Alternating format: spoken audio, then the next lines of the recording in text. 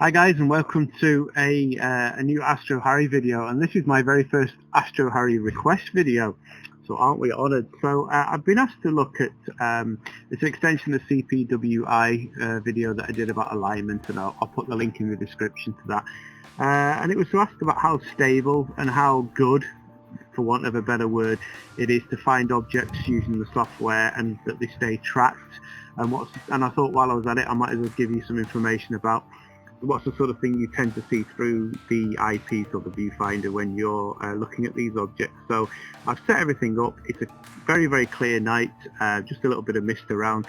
It's winter, so it's very dark already, and we have lots and lots of targets that we can go for. So I'm going to pick a few from Telescopius, and then we'll see what it comes up with.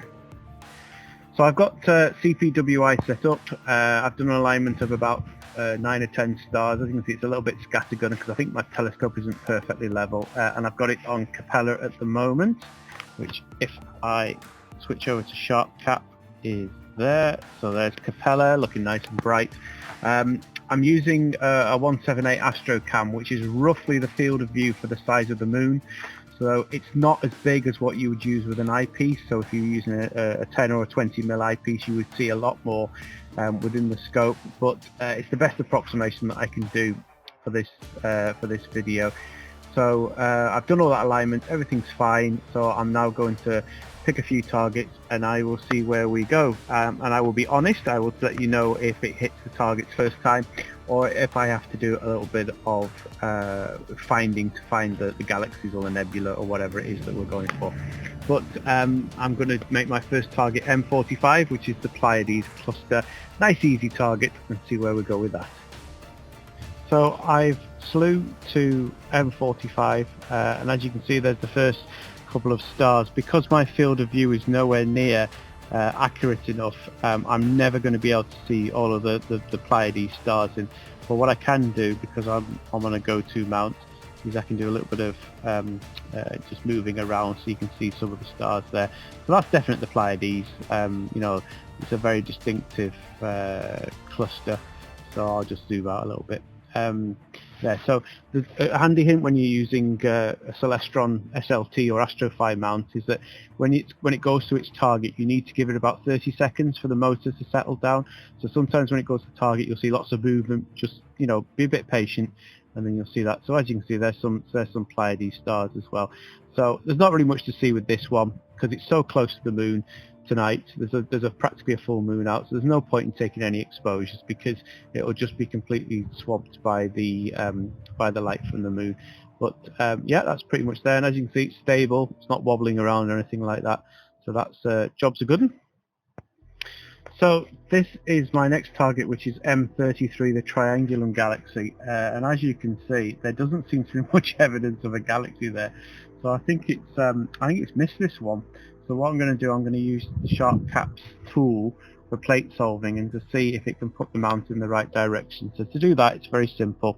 You just go to the little control panel that Sharpcap has, and then you click the sort of target button. And then what it does is it captures a frame, which you're going to see here in the top left-hand corner. It captures one of these frames, and then what it does, it looks at the star patterns and tries to work out where you are, and then it will compensate for it. So we were successful with M45, but I think that M33 has let us down, unless I'm, you know, something wrong with the equipment and I've got something really wrong. So let's see what it comes up with. About a degree out.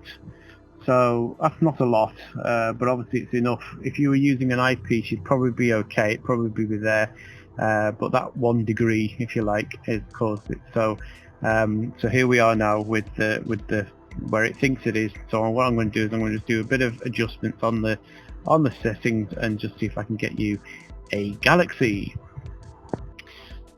So on the screen is, I've just played around a little bit with the histogram settings, so you can see there's a bit of a fuzzy blob there, which is the nucleus of M33. Also here is the star forming region. I think it's NGC 604. So that's like our Orion Nebula, but you know, lot bigger and a lot stronger. So what I did, I'm just going to reset the histogram, and I'm going to bomb it into live stack. I just did a few frames. You see 8 frames. and you can see much more clearly there that there's the spiral, if you like, the start of the spiral of Triangulum, and there's that thing. So if I let this run for a bit, this would be M33. So we've had one success and one, near miss. They only adjusted by a degree, which to be honest is nothing. So that's M33. So on to our next target. So here is our next target, which is M92. So M92 is a globular cluster in Hercules. So Hercules is famous for the Hercules cluster, which is M13. M92 is just ever so slightly less bright and also slightly smaller as well. So, but it's just a spectacular target. So here it is, just on sort of normal settings. It's a bit breezy tonight, which is why you're getting a bit of a smudge like that thing. So I've got a bit of a wind issue today, not personally, just outside. But why should that stop you? So I did a very, very quick live stack, just 4 frames, just so you could see a little bit more detail. It would do that, wouldn't it? Just 1 second. I just need to kill that. It's because I upped the settings. So there you can see just 4 frames. And the one thing that's really noticeable about even this, just a couple of frames, barely a minute, is how red the globular cluster is. The globular clusters are made of old stars because they've been around so long, and there isn't much star formation because there's no gas or dust left. So you can really sort of see that reddy hue even in just something which is 7 frames, barely a minute's worth of data. So that's really cool. So that was I didn't do any adjustments on that. I got that one straight away. So that was cool. So on to the next object, and this is M57 the Ring Nebula, one of my absolute favourite targets in the night sky. And there's no mistaking that. There don't need any stacking or anything funky with that. That's as clear as day. So again, I didn't do any fiddling around with that. The last 2 targets have been a bit sort of south of where they want to be. So what I'm going to do is I'm just going to move that into the middle of the frame and then tell CPWI that I've aligned that I've added it to the model, and that way that you can be constantly telling the software that that there might be some fine adjustments it needs to make, which is all good, because over the period of a night session all sorts of things can happen, so there's nothing wrong with just reminding that. But that's definitely our friend the Ring Nebula. So we did M57, so why not do M56? This is also in the constellation of Lyra, and this is another globular cluster. As you can see there, it's in the corner of the view, so if you're on an IP, you should be absolutely fine with this as well. So that is a globular cluster, and if you compare it to M92 that we saw before, I just did a couple of live stacks here, and you really get to see a difference in the sort of the density and the sparsity. So it's a lot more sort of spread out. There's not as many stars in there. It's not quite as dense. So it does look quite different. I'm just going to tidy that image up a little bit so you can get rid of some of the noise. I've not done any proper calibration frames today because I didn't really see the point. I just wanted just to show you a few things. So yeah, there you go. That's a bit better. So that's M56. Again, didn't do any tricks. It was absolutely fine. And before people ask about the tracking, as you can see, it's tracking okay. The little black bar there means it's just ever so slightly drifting. But for observational use, not a problem. Even for limited deep sky, you can do 8 to 10, 15 seconds if you wish. Let's go and find some more targets. So my next target was my absolute favourite double star in the night sky, which is Alberio, which is that there. Again, everything seems to be bunching towards the sort of south corner of the viewfinder, but it's not a problem. So this is a yellow and a blue star. I believe it's not actually a proper double star. This is just an optical binary, but it really is my favourite double star, and it's because of the contrast of the blue and the yellow. So if I was going to do this properly, obviously I'd take a few frames, do some stacking and bring out the colours with a bit of saturation, but I don't have those sort of controls in Sharpcap at the moment, so just leave it be. So what I'm going to do is, once again, I'm going to get that in the centre and just tell CPWI that it's just a tiny bit off. So here's an object that needs no introduction. This is the Dumbbell Nebula. As you can see, that sort of famous apple core type shape, even on these exposures, you can already see that's visible. This is on about 8 seconds. Let's just double check. Yeah, 8 seconds, lowish gain, and already you can see the sort of, the apple core sort of high.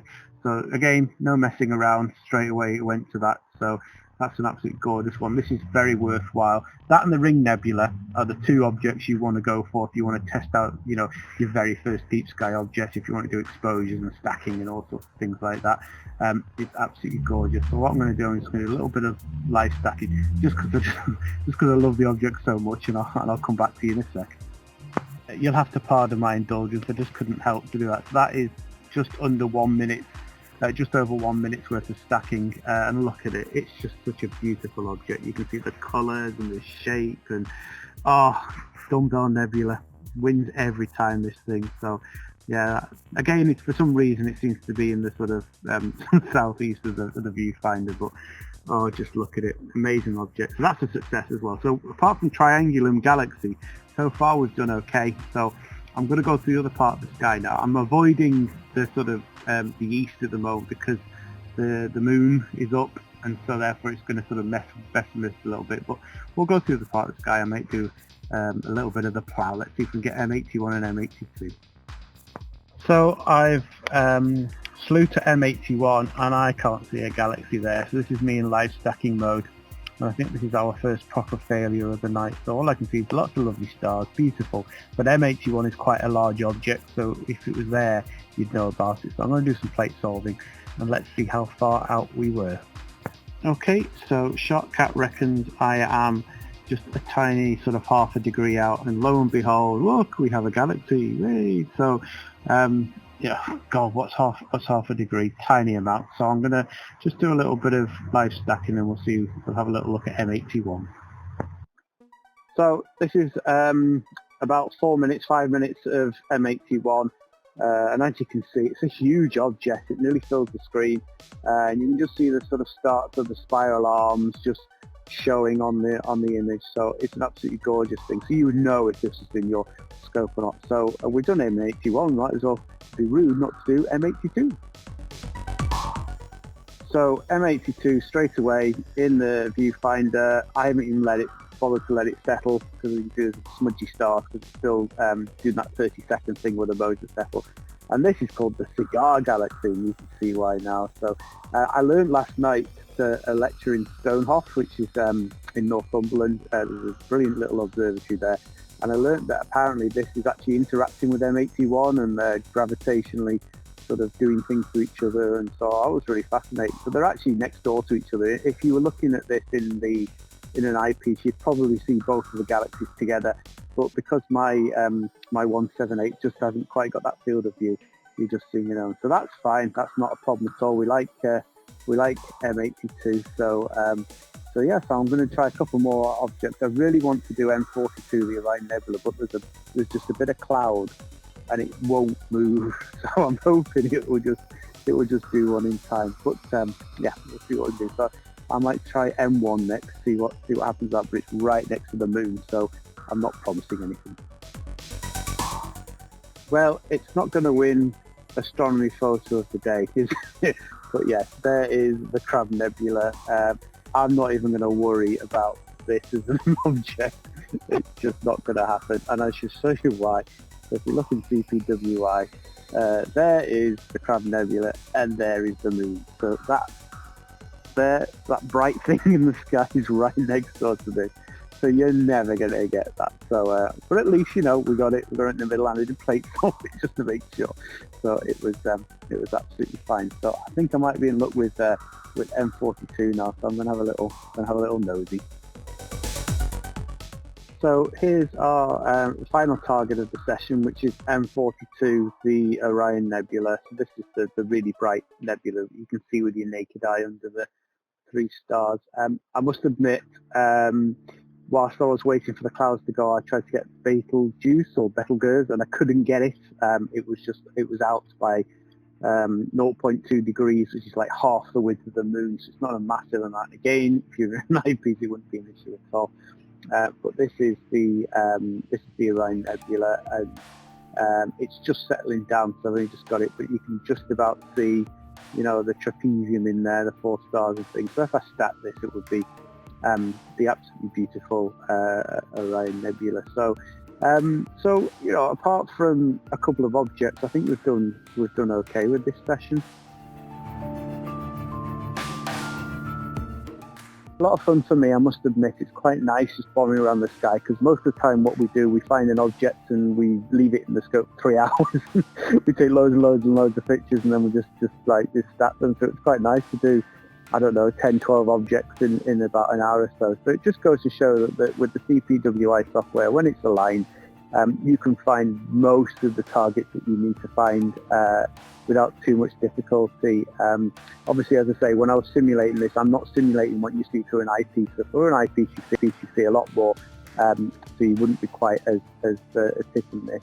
The other piece of the device that I have is that if you have objects, use your alignment stars that are near those objects.